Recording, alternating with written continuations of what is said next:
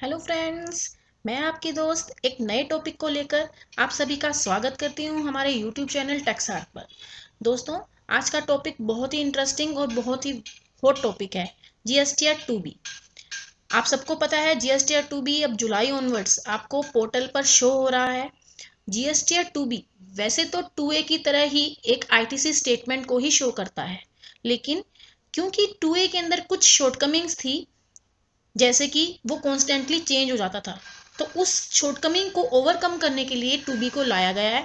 इसके बारे में डिटेल में बताऊंगी, लेकिन सबसे पहले हमारे चैनल को लाइक एंड सब्सक्राइब करना मत भूलिएगा। एंड हाँ, अगर अच्छी लगे वीडियो तो आगे शेयर भी जरूर कीजिएगा। चलिए शुरू करें। What is GSTR 2B? GSTR 2B क्या है? दोस्तों, जीएसटीआर 2B एक ऑटो ड्राफ्टेड आईटीसी स्टेटमेंट है, या यूं कह सकते हैं कि आईटीसी डाटा की कंपाइलेशन है, जैसे कि जीएसटीआर 2 में था। लेकिन जीएसटीआर 2A के अंदर एक ड्रॉबैक था कि ये स्टेटमेंट कॉन्स्टेंटली चेंज हो रही थी। लेकिन जीएसटीआर 2B जो है एक फिक्स्ड आईटीसी रिपोर्ट आपको देगा, जो कि ड्यूरिंग द लाइफ टाइम आपके लिए सेम रहेगी, उसमें कोई चेंज नहीं आएगा। इसके साथ साथ जीएसटीआर 2B का डाटा फाइनलाइज हो जाएगा 11th ऑफ नेक्स्ट मंथ, यानी जुलाई 2020 का अगर हम डाटा देखना चाह रहे हैं जीएसटीआर 2B का, तो वो आपको अवेलेबल हो जाएगा 12 अगस्त 2020 में। 11 अगस्त 2020 से पहले वो फ्रीज हो जाएगा। ओके। और अगर कोई सप्लायर अपनी रिटर्न फाइल करता है 11 अगस्त के बाद, तो उस केस में आपको वो डाटा जो रिफ्लेक्ट होने वाला है वो नेक्स्ट मंथ में रिफ्लेक्ट होगा, यानी अगस्त की 2B में, जो कि आपको शो होने वाली है 12 सितंबर 2020 में। सपोज मान लीजिए कि किसी सप्लायर ने अपनी सबमिट की रिटर्न 20 सितंबर को, तो उस केस में जो बिल होगा वो आपको रिफ्लेक्ट होगा 2B में, जो सितंबर की 2B होगी, जो कि आपको 12 अक्टूबर को शो होने वाली है। ठीक है। इसके साथ साथ जो बिल ऑफ एंट्री फाइल होती है उन गुड्स के लिए, जो गुड्स हम आउटसाइड इंडिया से लेकर आते हैं या फिर एसईजी जोन से आती हैं, तो उनका डाटा भी आपको जीएसटीआर 2B में रिफ्लेक्ट होने वाला है। लेकिन जो इंपोर्ट ऑफ सर्विसेज है उससे रिलेटेड डाटा आपका जीएसटीआर 2B में नहीं शो होगा। इसके साथ साथ दोस्तों, मैंने आपको बता भी दिया था कि जीएसटीआर 2B आप ऑनलाइन भी देख सकते हैं और उसको डाउनलोड भी कर सकते हैं एक्सेल शीट। ओके। इसके साथ साथ इसके अंदर डाटा को इस तरह से कंपाइल किया गया है इन टेबल्स, टेबल वाइज डिटेल दी गई है, ताकि आप जीएसटीआर 3B में भी जो कोरस्पॉन्डिंग टेबल्स हैं उससे उसको मैच कर सके।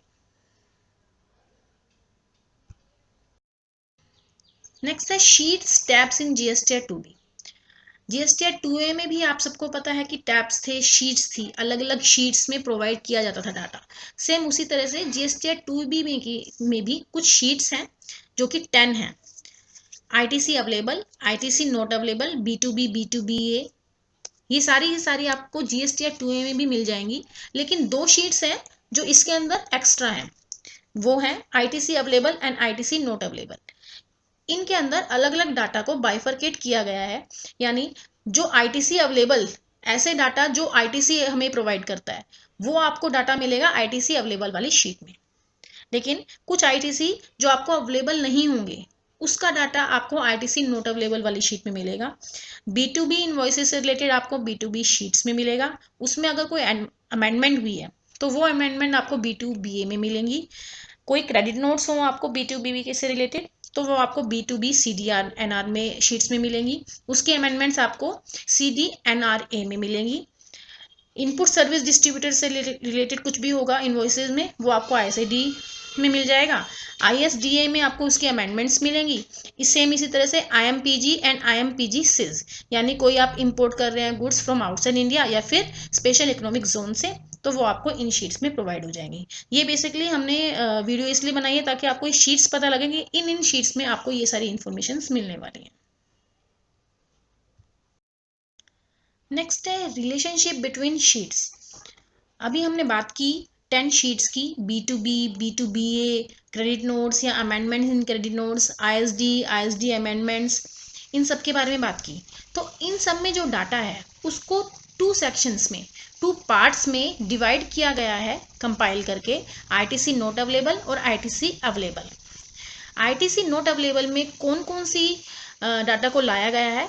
अगर प्लेस ऑफ सप्लाई जो बिल में है और place of supply of recipient different है तो उसका आईटीसी आपको नहीं मिलेगा और उसको आईटीसी नॉट अवेलेबल वाली शीट में शो किया जाएगा। इसके अलावा सेक्शन 16(4) में अगर किसी को क्रेडिट नहीं मिल रहा है तो उस एंट्री को भी आईटीसी नॉट अवेलेबल में शो किया जाएगा। यानी किसी एसएससी को अगर ITC as per provisions of section 16(4) entitle नहीं है तो उस केस में भी आईटीसी नॉट अवेलेबल वाली शीट में वो चला जाएगा। और इन दोनों सिचुएशंस को छोड़कर अगर कोई डाटा है तो वो आपका आईटीसी अवेलेबल वाली शीट में जाएगा। अब सवाल ये उठता है कि आईटीसी अवेलेबल शीट क्या है, उसमें क्या आएगा। आईटीसी अवेलेबल शीट जो है वो उस आईटीसी को दिखाएगी जो एसएससी ले सकता है। ओके, इसके अंदर मैं आपको ऑलरेडी बता ही चुकी हूँ कि जीएसटीआर 2B के अंदर जो दूसरी शीट्स हैं उनके डाटा को कंपाइल करके आईटीसी अवेलेबल और आईटीसी नॉट अवेलेबल वाली शीट्स में डाल दिया गया है।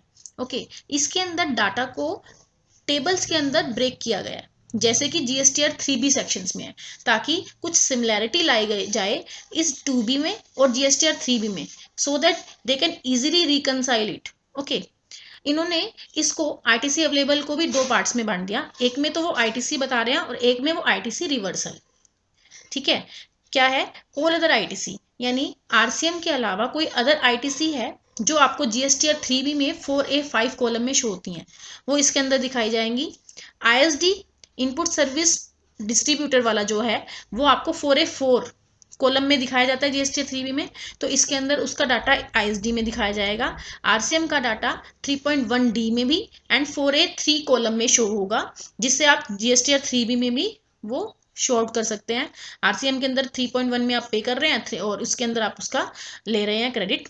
इंपोर्ट ऑफ गुड्स जो column 4F1 of GSTR 3B में शो होगा, और आईटीसी रिवर्सल जो पार्ट बी है इसका, उसके अंदर 4B2 column of GSTR 3B में इसको शो किया जाएगा।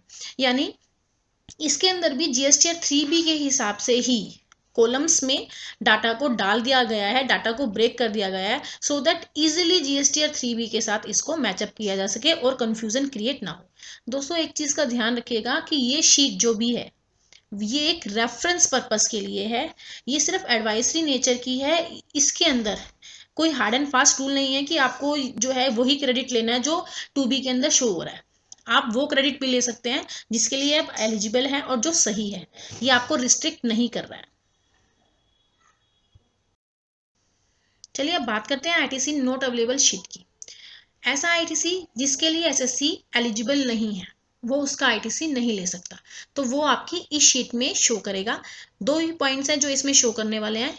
फर्स्टली तो प्लेस ऑफ सप्लाई अगर डिफरेंट हो place of supply of recipient से। मान लीजिए आपका जो रिसिपिएंट है वो हरियाणा का है, उसके पास जीएसटी नंबर हरियाणा का है, लेकिन वो सप्लाई जो ले रहा है वो दिल्ली में ले रहा है। ओके, तो उस केस में प्लेस ऑफ सप्लाई तो दिल्ली की हो गई, लेकिन place of supply of recipient हो गया हरियाणा, जो कि डिफरेंट है। तो डिफरेंट वाले केस में आपको आईटीसी नहीं मिलेगा और आपकी आईटीसी नॉट अवेलेबल शीट में वो चला जाएगा। सेकेंडली, सेक्शन 16(4) के टर्म्स के अकॉर्डिंग आपको क्रेडिट अगर नहीं मिल रहा है तो वो भी इस शीट में जाएगा।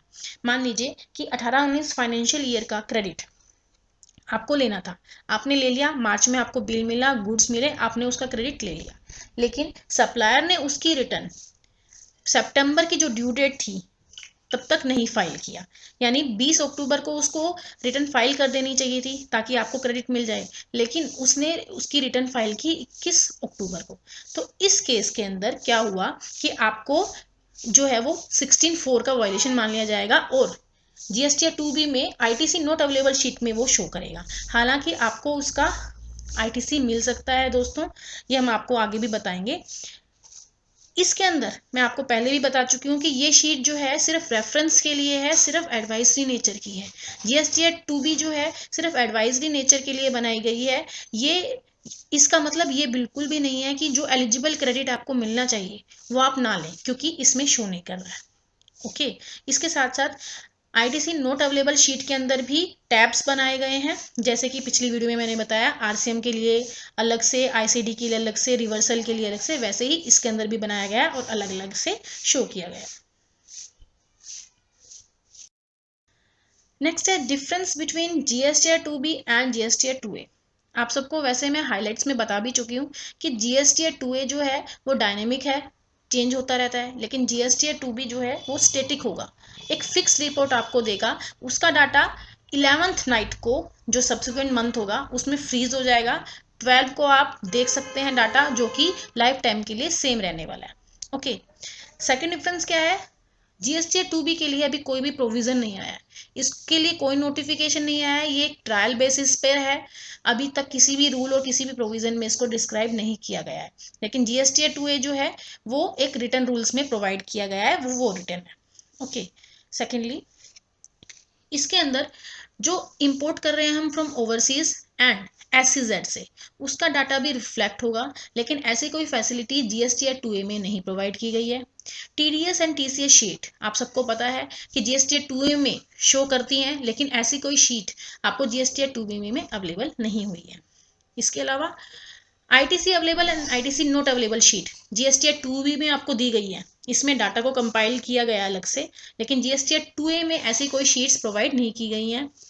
और बिल वाइज डिटेल आपको जीएसटीआर 2A में मिल रही है, लेकिन उसका कंपाइलेशन जो किया गया है टेबल वाइज और ITC अवेलेबल और नॉट अवेलेबल के हिसाब से, ताकि जीएसटीआर 3B में आपको डाटा मैच करने में दिक्कत ना हो, ये आपको जीएसटीआर 2B में मिलेगा। जीएसटीआर 2A में ऐसी कोई सुविधा आपको नहीं प्रोवाइड की गई है। इसके साथ साथ जीएसटीआर 1 और 5 या 6 जो भी आप फाइल कर रहे हैं उसकी डेट मेंशन की गई है जीएसटीआर 2B में। जीएसटीआर 2A में ऐसी कोई डेट मेंशन नहीं थी कि आपने कब रिटर्न फाइल की कब नहीं की।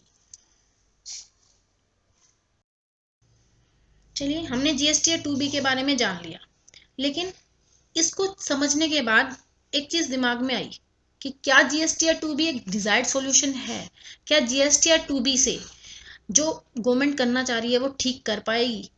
क्योंकि अभी तक कोई भी प्रोविजन या रूल जीएसटीआर 2B के लिए नोटिफाई नहीं किया गया है, ये ट्रायल बेसिस पे आया है। सेकेंडली, जो आईटीसी अवेलेबल उन इनवाइसेस पे मिलने वाला था क्वार्टरली फाइलर्स के टाइम पे, यानी अभी तक जो हम बात कर रहे थे वो हम 11 तारीख की कर रहे थे, जो कि मंथली फाइलर्स हैं। ओके, लेकिन क्वार्टरली फाइलर्स के बारे में जीएसटीआर 2B में अभी कुछ नहीं बताया गया है। 2A के अंदर इसके बारे में इंफॉर्मेशन थी कि अगर जैसे जुलाई अगस्त सितंबर की वो अक्टूबर में भरते थे, तो सेम मंथ में यानी जुलाई का हमें जुलाई मंथ में क्रेडिट मिल जाता था, रिफ्लेक्ट भी हो जाता था, लेकिन 2B में इसकी रिफ्लेक्शन नहीं होगी। तो इस केस में क्या होगा, अभी तक इसके बारे में कोई क्लैरिफिकेशन नहीं आई है।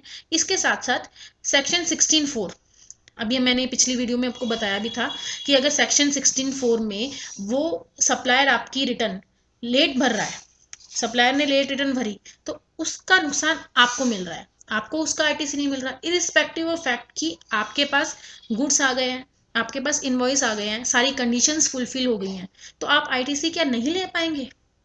तो ये कुछ ऐसे कारण हैं जिसकी वजह से क्वेश्चन अराइज हो गया कि क्या जीएसटीआर 2B एक डिजायर्ड सॉल्यूशन है।